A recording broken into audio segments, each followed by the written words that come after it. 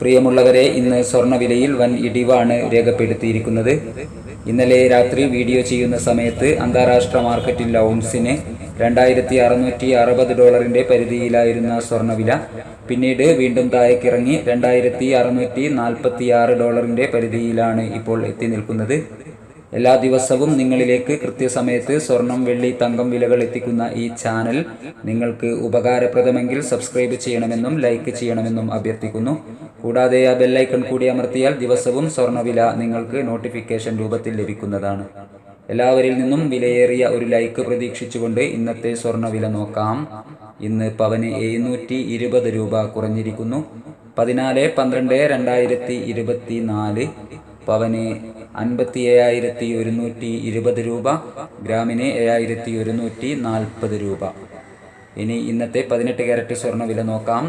ഗ്രാമിന് 5,895, 8 ഗ്രാമിന് 47,160. ഇന്ന് സിൽവർ 97 രൂപയിലെത്തിയിരിക്കുന്നു.